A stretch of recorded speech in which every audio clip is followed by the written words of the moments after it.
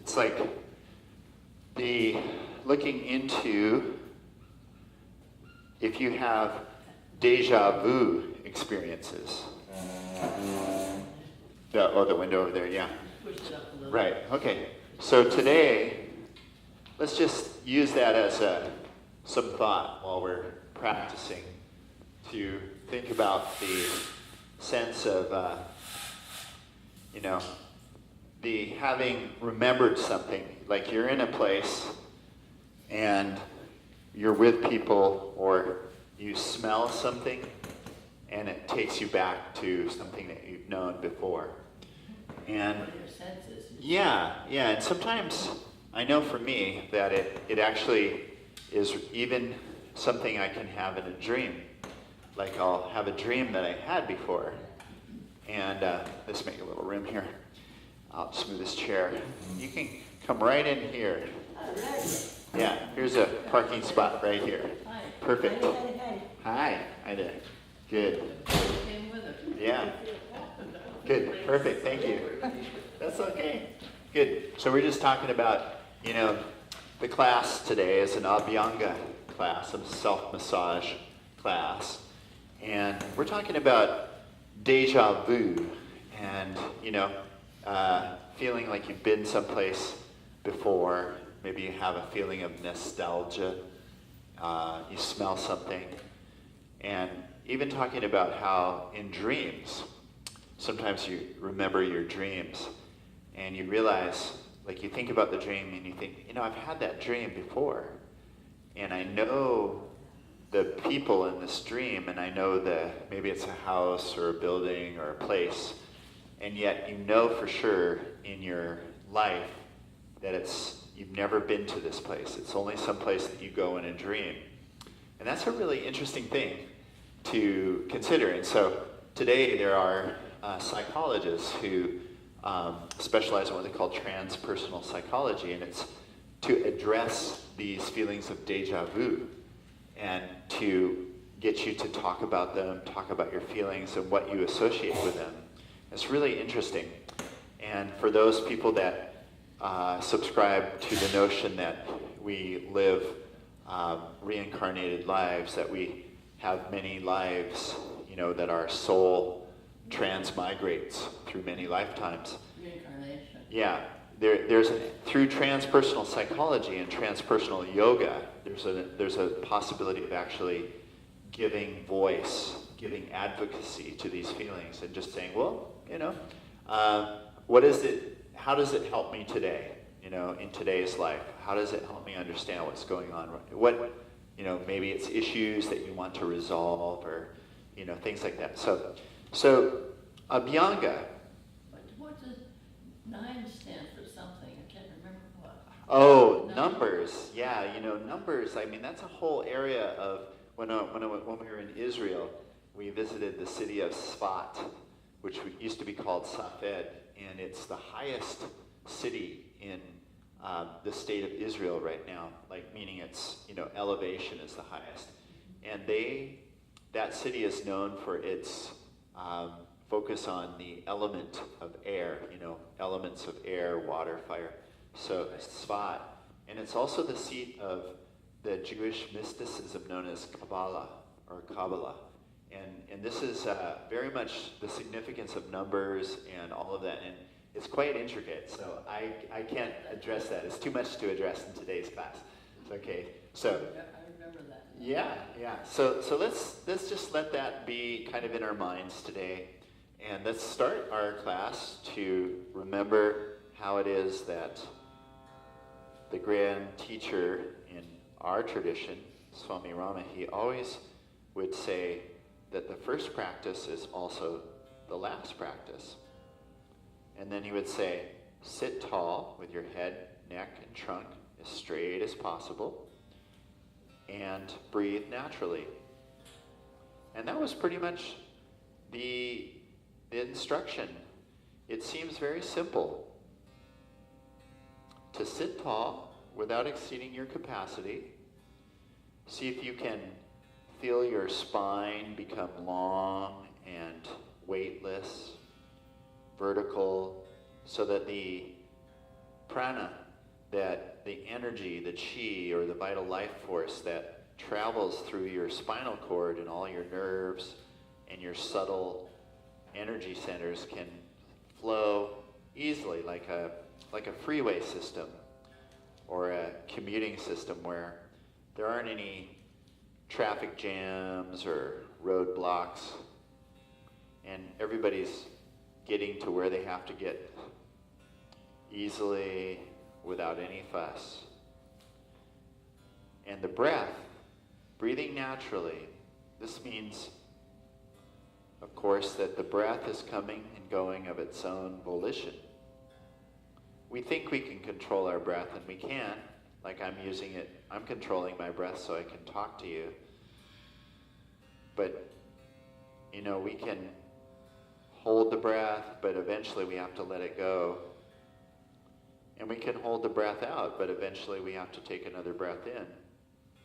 And so the breath has this mysterious, magical presence. Kind of does this dance with us. And so this instruction is to come into the memory of that breath, come into the easy flow of the breath, and let that breath shine light, bring light into your body-mind stuff, the stuff of your body-mind.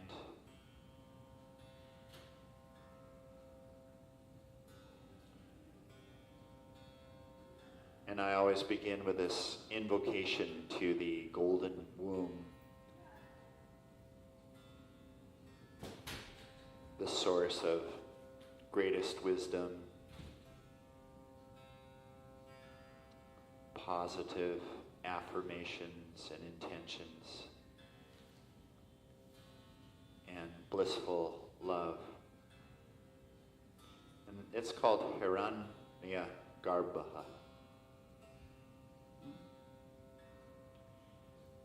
Hiranya Garbha Darabdam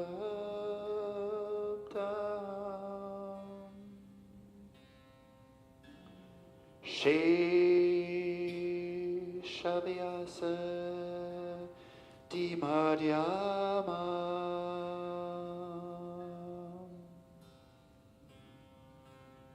Swami Shri Rama Prāṇa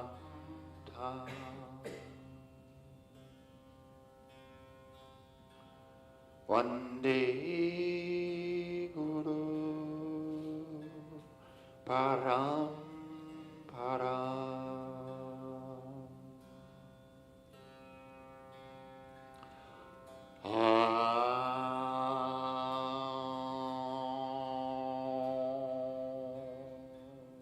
Shanti, Shanti,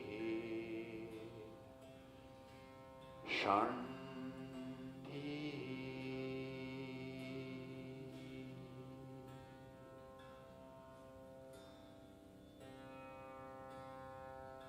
And continuing to let the breath align your spine,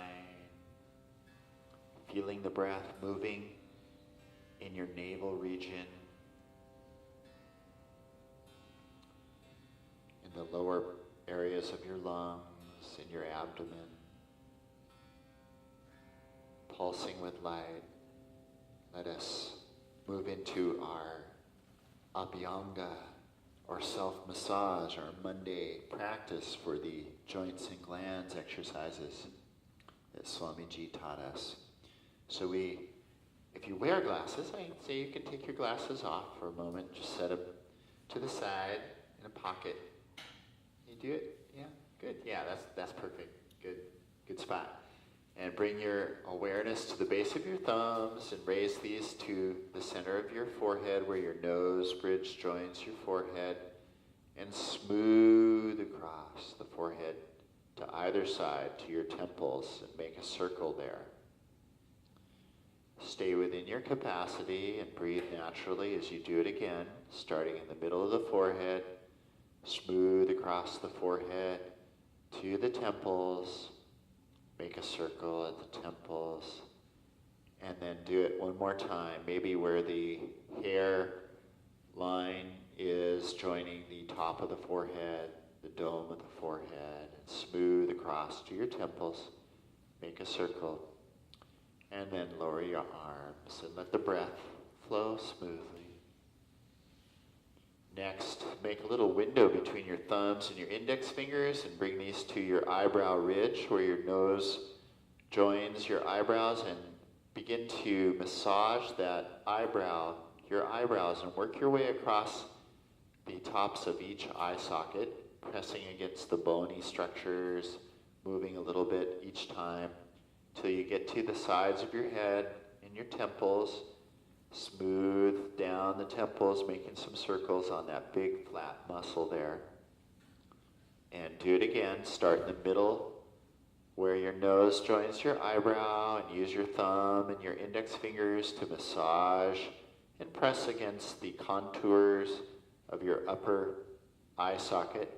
There you have a lot of sinus cavities there. You're warming up this tissue, bringing increased circulation, and you work your way over towards your temples, and you make a circle there. Be sure to relax and lower your arms at any point if you need a little break. Otherwise, keep doing it until you've done it 3 times. Just massaging the upper eye socket. You sort of knead the eyebrow themselves between your thumb and your index fingers.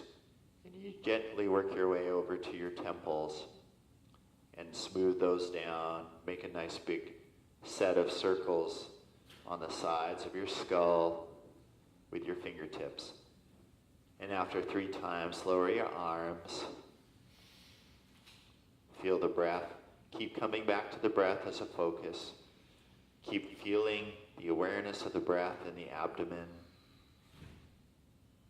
Let the light of the breath be flowing through all the cells of the body. And next we take the index fingers and we lay these right alongside the nose so that they rest on the lower rim of the eye socket. And without pressing on the eyeballs themselves, simply press on that lower rim with your fingertip. Press, release, and work your way down under each eye, pressing against the lower rim of the eye socket, just moving your way around and underneath each eye socket over to the sides of your face, towards your temples. Again, make a circle there. You're getting a lot of massage on your temples. Do it again, starting right next to the nose with your fingertips, pressing on that lower rim, pressing on the bony parts of the skull there. You can feel the difference. This lower rim of the eye socket feels maybe a little sharper than the eyebrow portion. When you get to your temples, make a circle. We're doing the Abhyanga or self-massage practices. And you can lower your arms at any point to take a break. We do it 3 times, each of these movements. If you're practicing on your own, you can do more than 3 for sure. There's really no limit. It's really very, very helpful to do this massage. It starts to release endorphins. And it may trigger some memories, some feelings of nostalgia, especially this autumn time. So after you've finished your circles at your temples with your fingers, lower your arms if you haven't already, and breathe. Let the breath align your spine, making you nice and tall without effort, within your capacity. And now we continue bringing the base of the thumbs again, this time to the nostril area of your nose, where you push your nostrils together with the base of your thumbs, and then use the base of your thumbs to massage your cheek muscles down and underneath each cheekbone, and then up towards your ears and your jaw joint there. Do that again, starting right next to your nose, massaging your nose, and those muscles that lie between your cheekbones and your upper line of teeth. You're working around the cheekbone and up towards your ears. We do this 3 times, each time mushing the nostrils together a little, and then using the base of the thumbs to just move the cheeks and invite those muscles to really let go, really relax. And work your way up towards your ears, underneath the ears there a little. And again, lower your arms. And at this point, if you're a person who wears glasses, you can find your glasses again. Go ahead, put those back on. Continue to breathe. We've talked about transpersonal yoga this morning. This idea that when we have deja vu, sensations, memories, feelings, dreams, that we can really look into those from the perspective of our yoga practice and find significance that may help us in our day-to-day lives, our present awarenesses.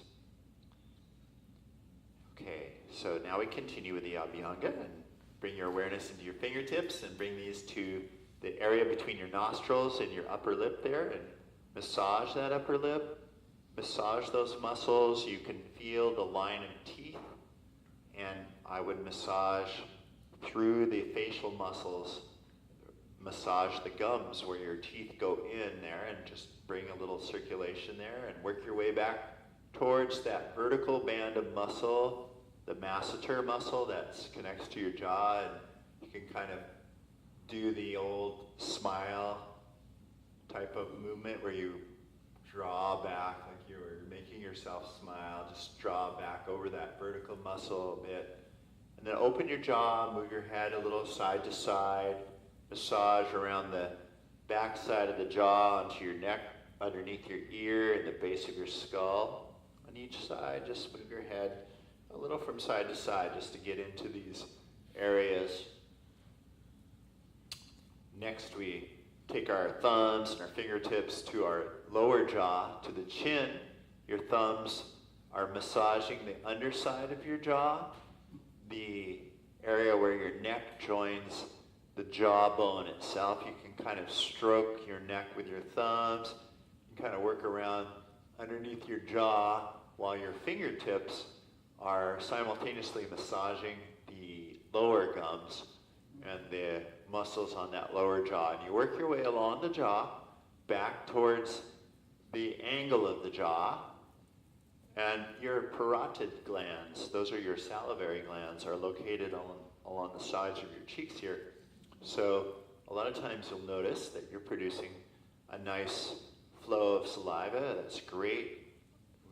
Introduces digestive enzymes, very helpful for your gastrointestinal tract. We want good regularity there. When you get to your neck, just get onto the neck a little, move your head again from side to side. Good, okay. And now we're going to get some heat going. Vigorously rub the palms of the hands together so that they catch on fire. Hot, hot, oh, it's so hot. So hot. You feel it? You feel it? You feel the heat radiating like a heater? Just bring that radiant heat to the back of your skull and your neck. Let it soak in. Invite the base of the skull to soak up and enjoy that healing energy you're giving through your fingertips and your palms, your muscles. We've sanctified this energy, with the prayer, with that invocation at the beginning. We've asked the teaching spirit, the wisdom to come to us, and then we can surrender to it. We just let it do its thing. And the resistance, we just let go, we surrender. And gradually work down your neck onto the area between your ear and your shoulder. Really feel onto your shoulder blade as much as you can. You can sometimes support an arm if that helps, to just hold that arm up there while you do the work. And you do the other side. So you're working on your shoulder blade area. You might hear a few little pops and clicks. And then the shoulder joint itself, be sure to feel that little nubbin of bone that's, sticking through there. Just medial to your shoulder joint. That medial means, towards the midline a little bit. And then you work into the shoulder joint, and on each side, and you can really feel the texture of those muscles. Yeah. Could be some sore spots. You wonder, what did I do with my arm? That it should be so sore. So every so often you find a spot which is like sticking your finger into an electrical socket. And that's actually a good spot. That's a pressure point and a trigger point, they call it. And if you just gently stay on that spot and kind of move your finger or your thumb just around and around in that very tender spot, gradually it dissipates. And it's really very long-lasting. We get those little pressure points or trigger points in muscles all over our body. And they're like these little, almost like cysts, but they're not cysts. They're just like swellings of tissue. And it's... Like little nodes. Yeah, nodes, exactly. So it's good to actually give yourself that attention. And now, when you're massaging the muscles of the upper arm, you're grabbing them pretty strongly with your hand. This is good exercise for your hand to squeeze and release. Excellent therapy for the muscles themselves to just kind of move them, shift them around, a little bit around the bone, kind of loosen up the connective tissue and warm them up all at the same time, all of the fascia. And then you get to your elbow here, I like to use the fingertips pretty intensely, again, to go over what I feel are the bony structures. I want to avoid the ulnar nerve, which is like your funny bone nerve. That's kind of on the backside here. But even if you'll know if you're getting close to it. But your thumb is massaging all of those bony parts that constitute the elbow. And then just below the elbow joint onto your forearm is where the muscles of your fingers and your digits, they connect here. So again, go over those muscles. They're like bands, like cords. You can feel them. They have a really kind of ropey quality. Yeah. Very tendinous. Yeah. 30 little muscles or something? There's many muscles there. And then you work down to the lower part. And remember, you have two bones in your forearms, your ulnar and your radius. And they're normally parallel, but when you go like this, they become an X. So like they're parallel here. When I turn this like this bone crosses over and this one goes underneath. So, it's pretty amazing. And I had a student once who was just only born with one bone. So she could not do that gesture. So she had to, imagine a life like how she had to have modifications for door handles. And it was really interesting, but I guess it's not all that uncommon, So then you eventually get to your wrists, your metacarpal joints, and you have these 8 bones that are between the ulnar and the radius and your carpal bones, so they're called the metacarpal bones right in here. Yeah, and we massage those. It's very thick on this side, There's actually like a little valley here that all the cables, the tendons go through, a lot of circulation. So it's pretty spongy. You won't hurt yourself. You can really kind of press in there, with your thumb. It's good to do that on each side, right in that area, right between your base of your thumb and your little finger right in there. Good, yeah. And then the fleshy part of your hand. This is nice to actually kind of see if you can kind of get a hold of the skin of your hand.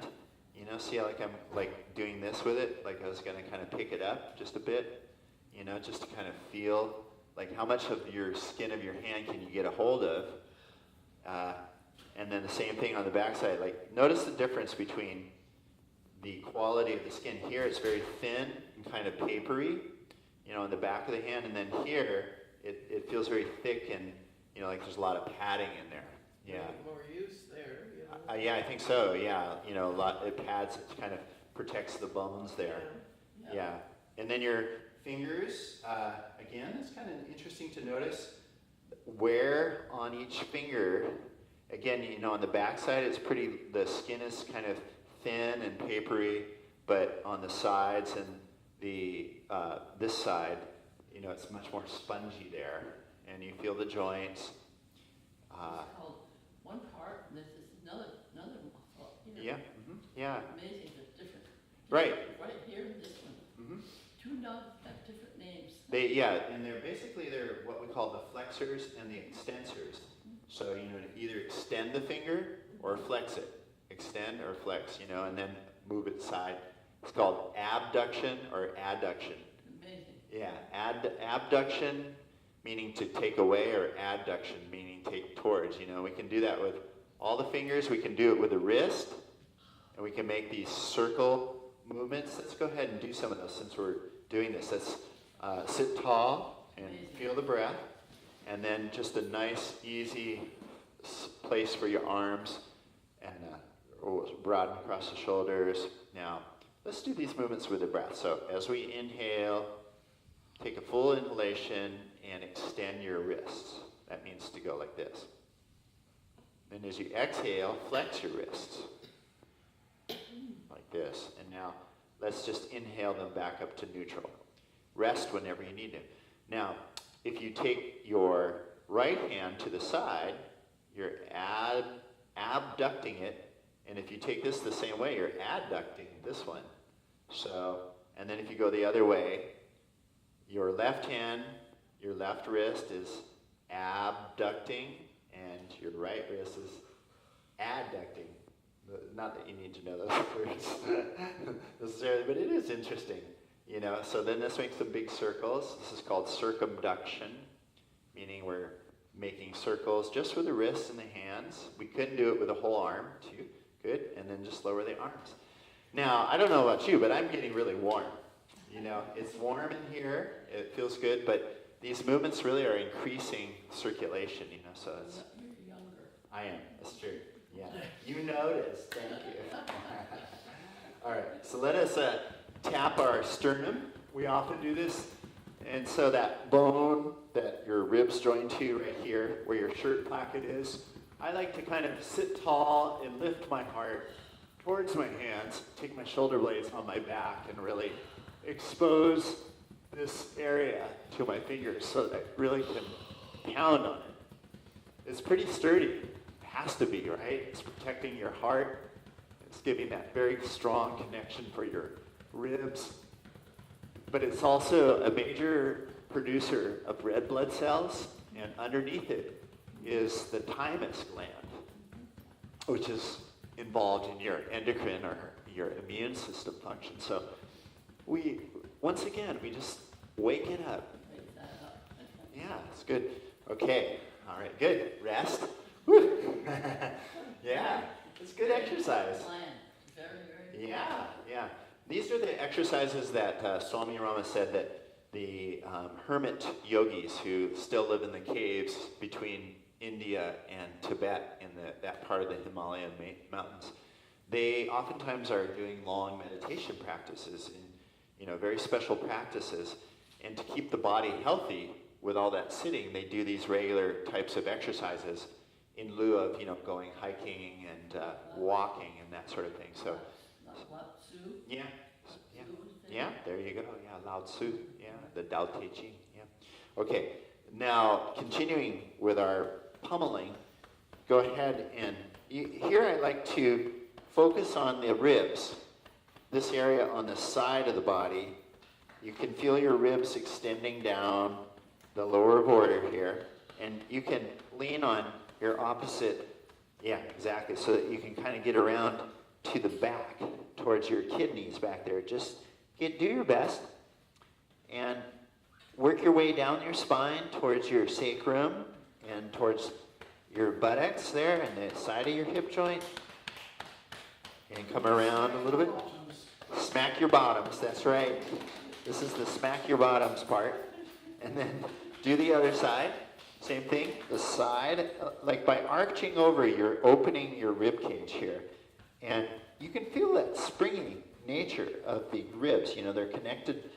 There's bone, but then there's also cartilage, and it's very flexible. So, of course, you have to be careful, of course, if you've had an injury there, but I'm trusting that you guys at this point in your lives, you know how to do that. And then leaning forward so you can get towards your kidney area and your lumbar spine. You work your way down towards your sacrum, your buttocks, and the slap your bottoms part of the exercise on that side. I like that. It's good. And then sit up and notice, you know, absorb the sensation. And we're building sensation all the time, you know, through experience. So once again, you know, we talked about transpersonal. So what this means is, right now, you know, Charlotte is Charlotte, the person known as Charlotte. Millie is the person known as Millie, Ursula, and so on and so forth. But this idea that when we have memories of things that we know that we just haven't done, like dreams or whatever, that part of us that doesn't change was in another person. And that's why it's called transpersonal. It's like you take on another body, literally, like it was a habit of clothes. And I like that word, habit. You know, in the old days, you know, that you would speak of a person's habit as the clothes that they put on, you know, and yet habits are the habits that we do with this body and this mind in this lifetime. You know, we have the habits and the same thing. We kind of put them on. I mean, you know, there's the big question, were we born with those or do we learn them, right? You know, that's the age-old question. So yeah. So what we're doing here is we're practicing remembrance, you know, smrti upasthana, yeah. Okay, let us continue with our limbs, our lower legs now. So we were doing that nice pummeling. Let's work on the right leg from the knee towards the hip. Just give it a nice pummeling with your fists and be sure to get to your hamstring area. And then switch to a karate chop and move that as quickly as possible. See if you can feel this movement actually even on the bone. Like, you know, be aware that you're going through the muscle to the bone when you do this. And work from the periphery towards the proximal so that you're directing the lymph in this way. Massage the knee, the kneecap. Again, feel the texture of the skin on top of the knee. You know, you can kind of pick it up in your fingers. Feel the joint of the knee and go back and forth across the bones from your lower leg bones to your femur bone. Back and forth across that joint with your fingers like breaking. Kind of, you know, use your fingertips, your nails to kind of just get that intense sensation within your capacity. And then also stroke the backside of your knee from your calf up through the back of the knee joint onto your hamstring between those two main tendons that you can feel. You can really feel those on the back of your leg. There's like a valley between them, and just go right up between those. Then inhale so that you lengthen your spine, take a little bit twist towards that right leg, and then lay your belly down on that thigh so you can reach down to your foot or your ankle or your shin. That's good. It's all good. Just wherever you can get to, you get there and you begin to work. Same thing. You're warming up the tissues, you're squeezing them, palpating them, giving them a gentle tug and twist. Feeling the bony structure underneath them and the quality of the skin, the warmth, the temperature of the skin itself and of your hands. And then you finish by stroking the entire limb from your tips of your toes or wherever you are, up the leg, past your hip joint to your abdomen.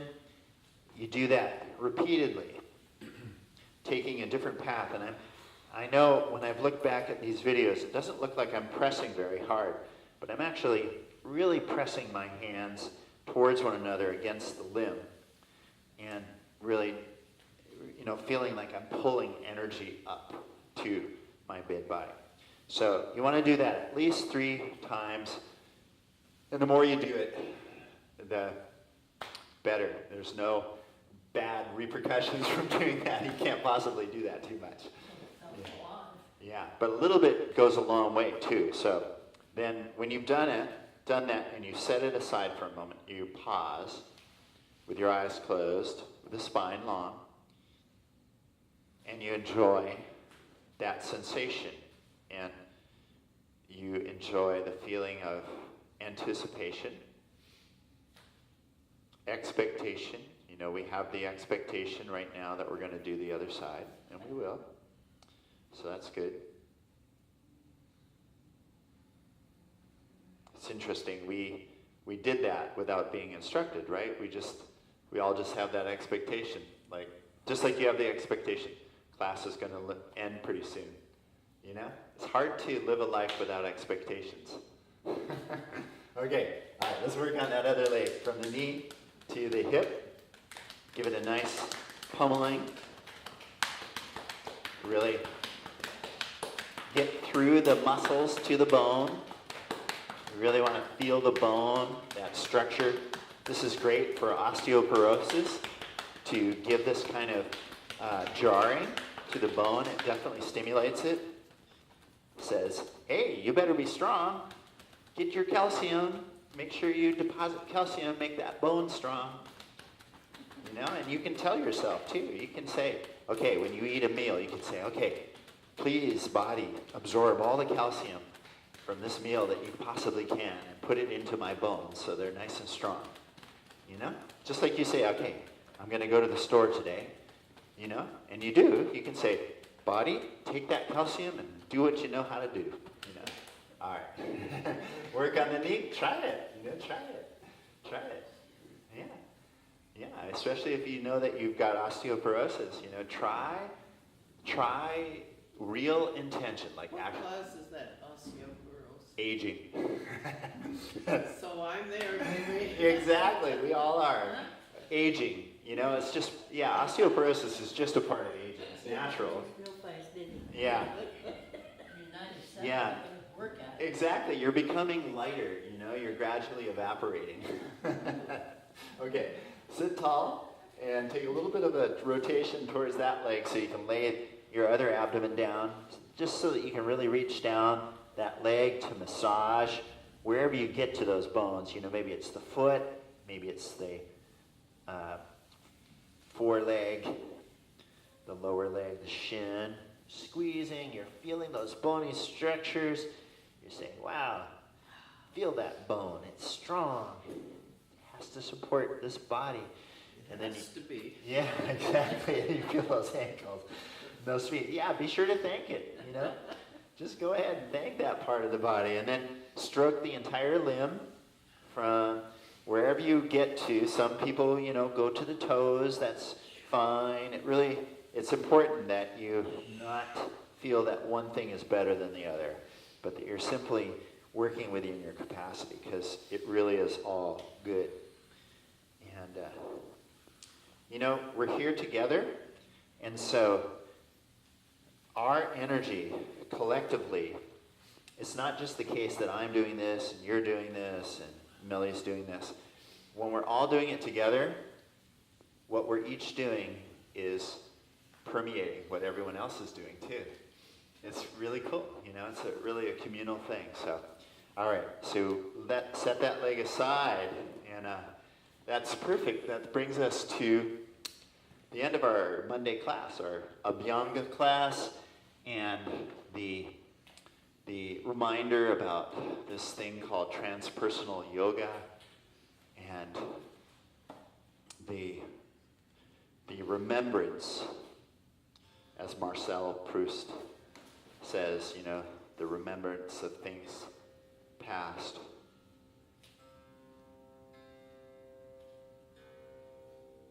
Based in our awareness and our present-mindedness. Constantly building new memories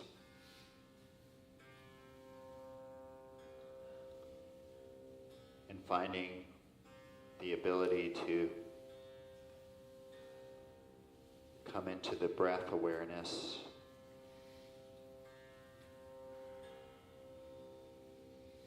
The ever new presentness of the breath coming and going.